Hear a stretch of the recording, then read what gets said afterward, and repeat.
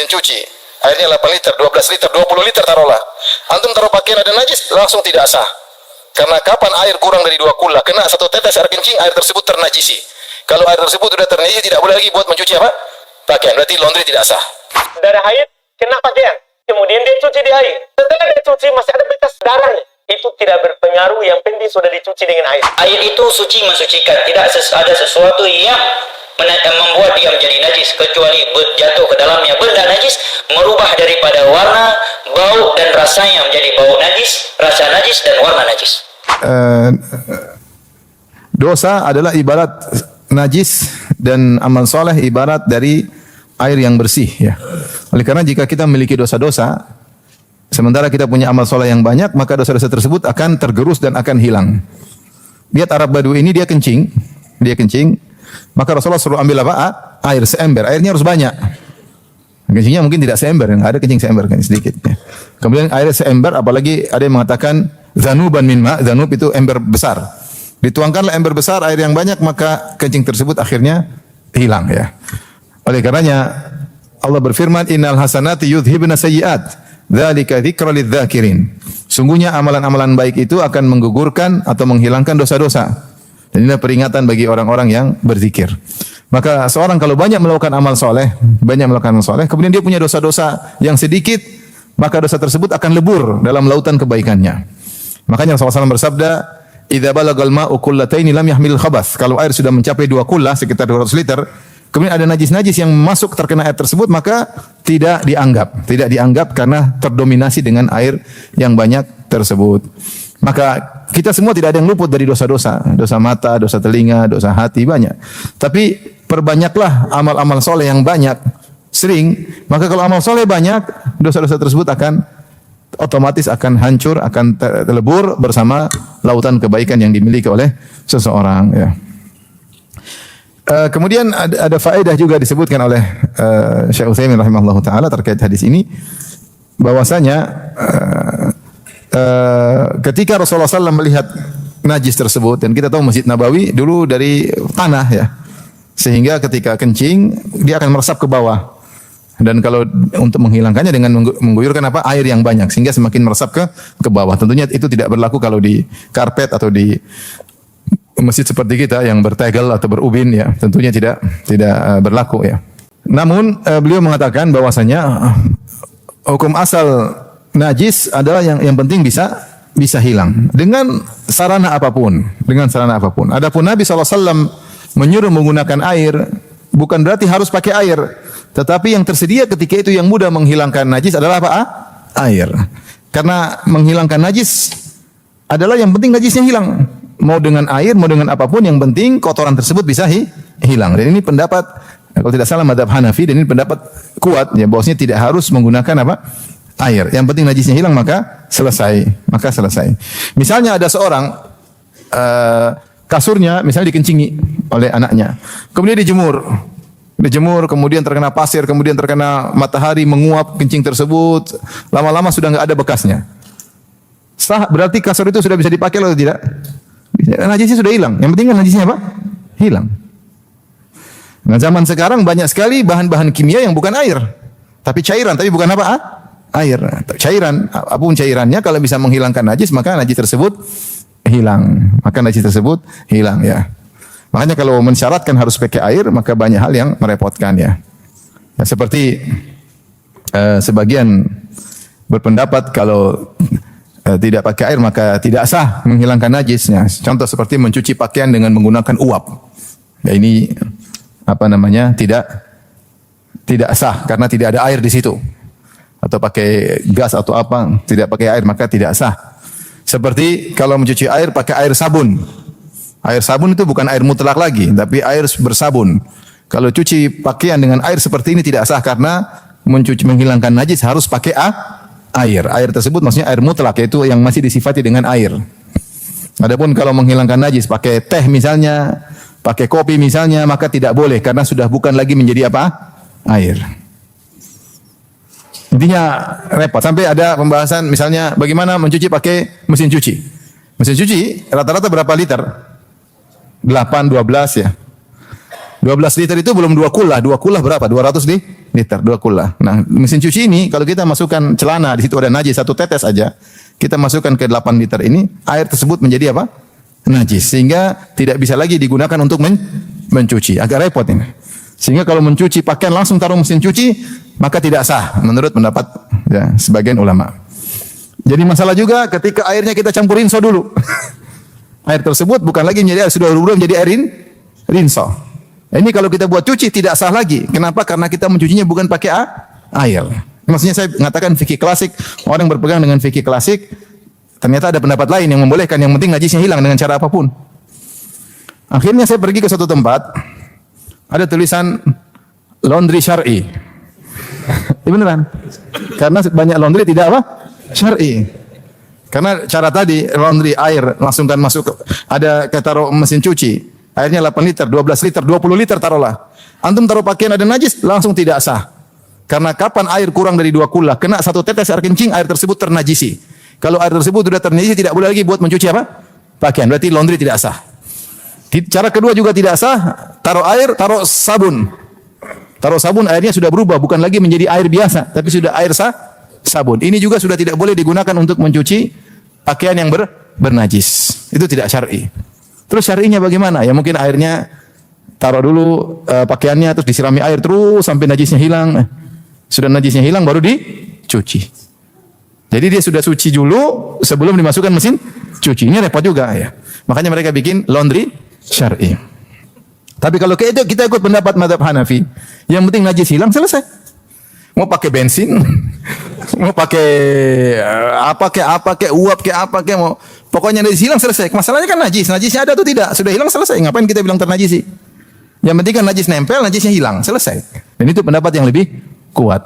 Bahwasanya najis itu hilang, yang penting najisnya hilang, maka sudah selesai ya. Karena kalau tidak pendapat seperti ini repot. Contoh seperti apa hukum membersihkan kotoran bayi pakai tisu basah. Ini repot. Kalau kita baca sebagian fikih klasik, tidak boleh menggunakan satu yang basah, tapi harus satu yang kering. Kalau istijmar kan bisa pakai air, bisa pakai selain air. Seperti batu, seperti kayu, seperti daun. Dengan syarat tidak boleh basah. Karena kalau basah, maka langsung ternajisi. Nah, pakai tisu basah, tisu dibasahin, tidak sah. Padahal kalau kita pakai tisu basah lebih bersih atau daripada tisu kering? Tisu basah. Tisu basah lebih bersih. Maksudnya, oleh karenanya tidak mesti kita harus terikat pada satu mazhab. Terkadang dalam satu permasalahan, mazhab lain lebih apa? Lebih logis, lebih benar, lebih kuat dan lebih mudah untuk dipraktekkan. Adapun Nabi SAW di zaman Nabi selalu pakai air karena itu yang tersedia. Dan itu yang mudah menghilangkan apa? Najis ya. Tetapi tidak harus pakai air. Di antara bukti tidak harus pakai air, Rasulullah menjelaskan kalau wanita di zaman Nabi minta izin agar dipanjangkan roknya. Mereka minta izin ya. Ketika Rasulullah mengatakan yurkhina shibran, hendaknya mereka para wanita memanjangkan rok mereka 1 jengkal di bawah mata kaki. Kata Ummu Salamah, idzan tankashifa aqdamuhunna. Kalau begitu nanti tersingkap. Kalau cuma rok satu jengkal di bawah mata kaki, di sana angin banyak, mudah tersingkap. Kata Rasulullah SAW, yurkhina zira'an, wala yazidna ala dhalik. Kalau gitu boleh dia panjangkan sampai 1 hasta. 1 hasta segini, berapa meter nih? 0,7 meter, sekitar 70 cm. 60 sampai 70 cm, namanya zira'. Jadi mereka dahulu, para sahabiyat, roknya panjang-panjang. Sampai di bawah mata kaki, sekitar berapa? 1 hasta. Antara mata kaki sampai kaki berapa senti? Mata kaki sampai telapak kaki berapa senti? 10 cm ketinggian ya. 5 cm ya. 5 cm berarti mereka masih ada 60 cm. 60 cm di bawah kaki. Ini rokoknya perempuan dahulu karena mereka tidak ingin kaki mereka terlihat. Makanya Imam Salam mengatakan Rasulullah kalau cuma sejengkal, idzan tankashifa aqdamahunna. Kalau cuma sejengkal akan tersingkap. Kami tidak mau. Kata Rasulullah silakan panjang tapi tidak boleh lebih daripada 1 hasta. Nah, ketika mereka jalan dengan adanya satu hasta tadi di bawah mata kaki, maka potensi terkena najis, ya enggak? Kata Rasulullah, tapi sudah dibersihkan dengan tanah setelahnya. Kita najis kena tanah, kena najis kena tanah, kena najis kena tanah, maka tanah juga bisa membersihkan apa? Najis. Maksud saya tidak harus pakai air. Maka pendapat yang benar Allah alam bisawab, pendapat Hanafiyah bahwasanya bisa bersih. Yang penting najisnya hilang dengan cara apapun, mau bahan kimia, mau dijemur, mau diapain. Yang penting kalau najisnya hilang maka kembali lagi bersih. Adapun Rasulullah sallallahu alaihi wasallam menyuruh menggunakan air karena itulah yang tersedia di zaman tersebut dan mudah untuk digunakan dan lebih cepat. Di sini assalamualaikum Ustaz. Waalaikumsalam warahmatullah. Banyak dari kalangan mahasiswa, wah mahasiswa lagi nih, menggunakan jasa laundry untuk mencuci pakaian najis. Apakah hasil jasa laundrynya suci dari najis? Maksudnya bagaimana ini? Nama aja baju bernajis, maksudnya begitu. Kemudian dicuci. Hah? Begitu maksudnya? Hah? Hah? Ya kalau nggak kotor pakaian ya nggak dicuci. Ya. Sekarang apa masalahnya? Campur-campur enggak masalah. Kalau memang menggunakan air yang dengan dicuci tersebut benda najis tersebut telah hilang. Ya ingat ya, sebuah kaidah fikih, mudah-mudahan suatu saat kita bisa mengkaji kaidah fikih di Musyiah ini kalau antum dapat pandai bahasa Arab. Ya insyaallah kalau antum semangat anak siap aja buka pelajaran bahasa Arab. Ya, biar harus disiplin ya. Kemudian enggak bisa jawab WhatsApp 5 kali. Enggak. Baik. Ya. Jadi ada kaidah dalam ilmu fikih yang bunyinya al-ahkam taduru ma'illatiha wujudan wa adaman. Hukum itu berputar dengan sebabnya. Ada sebab tersebut, ada hukumnya, ada musababnya. Tidak ada sebab tersebut, tidak ada sebabnya. Apabila zat najis telah ada, masih ada, maka hukum najis masih ada. Apabila zat najis telah tiada, maka hukum di balik benda najis tersebut pun telah tiada. Oleh karena itu ketika Nabi SAW menyebutkan tentang air, Nabi menyatakan al-ma'u tahurun la yunajjisuhu syai'un. Air itu suci mensucikan, tidak ada sesuatu yang membuat dia menjadi najis kecuali jatuh ke dalamnya benda najis, merubah daripada warna, bau dan rasanya menjadi bau najis, rasa najis dan warna najis. Kecuali sesuatu yang tidak di luar kemampuan manusia, kata ulama fikih, seperti pakaian anak-anak. Ya, warna kotoran, ya warna kuning dan seterusnya nggak bisa hilang 100%. Maka ini sesuatu yang dimaklumi dalam agama ini. Allah berfirman, yuridullahu bikumul yusr wa la yuridu bikumul usr. Allah menginginkan kemudahan untuk kalian dan tidak menginginkan kesulitan untuk kalian. Allah juga berfirman, fattaqullaha mastata'tum. Bertakwalah kalian kepada Allah semampu kalian. Ini dalil umumnya. Dalil khususnya bahwa Nabi SAW untuk pakaian anak kecil, kalau dia bayi laki-laki yang belum mengkonsumsi selain ASI, maka kencingnya itu cukup dipercik. Ya, dia najis, ya. Tetapi najis yang kecil. Sisi pendalilannya karena hikmah kencing bayi kecil yang belum mengkonsumsi selain ASI boleh dipercik, sedangkan bayi perempuan, bayi wanita yang sama tapi dia wanita harus dicuci, tidak boleh dipercik. Di antara perbedaannya dan hikmahnya kalau bayi laki-laki seringnya dibawa-bawa, sehingga sering kencing di pakaian, sehingga kalau setiap kali dia kencing harus dicuci, nggak cukup dipercik, ini akan menyusahkan. Dari sini para ulama mengeluarkan sebuah kaidah fikih al-masyaqqatu tajlibu taisir, bahwa sesuatu yang menyulitkan itu mendatangkan kemudahan. Jelas ya? Maka tidak mengapa, karena dia tidak memperjualbeli najis. Bahkan ini adalah pekerjaan yang mulia. Dia membersihkan pakaian-pakaian manusia. Apa hukum menggabungkan dua pakaian antara pakaian najis dengan yang tidak najis dalam satu mesin cuci? Saya pernah mendengar pakaian tersebut jika digabungkan tetap najis karena air dalam mesin cuci tidak cukup 2 kullah. Dan apakah dengan cara menjemur di sinar matahari bisa mengangkat najisnya, Ustaz? Mohon penjelasannya, Ustaz. Barakallahu fiik. Baik. Terkait dengan air 2 kullah, apakah bisa mengangkat najis atau tidak? Itu hadis tentang 2 kullah diperselisihkan, sahih atau tidak.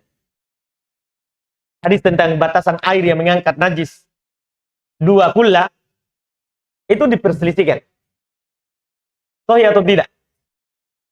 Anggaplah sahih. Anggaplah sahih.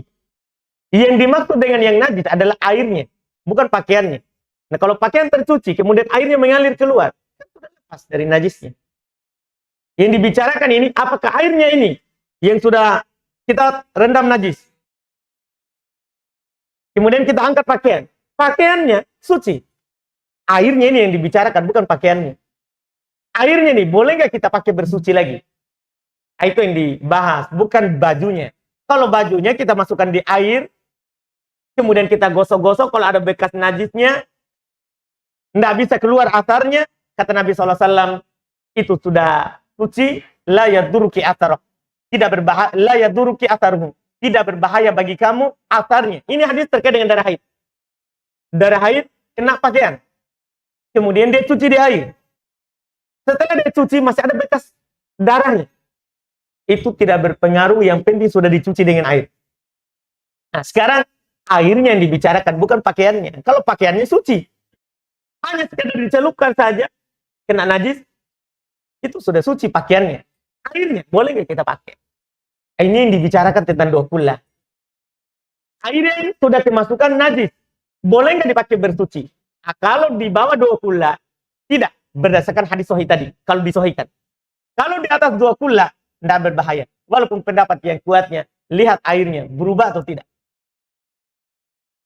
Berubah atau tidak. Kalau berubah rasanya, warnanya, atau baunya, tidak boleh dipakai. Tidak suci lagi dan tidak mensucikan. Tidak suci lagi dan tidak mensucikan. Jadi perlu kita perhatikan, bukan pakaiannya yang dibahas, tapi airnya ini, bekas atau sisa dari cucian tadi. Bisa dipakai bersuci atau tidak. Itu yang dibahas. Adapun pakaian yang kita cuci, suci. Wallahualam.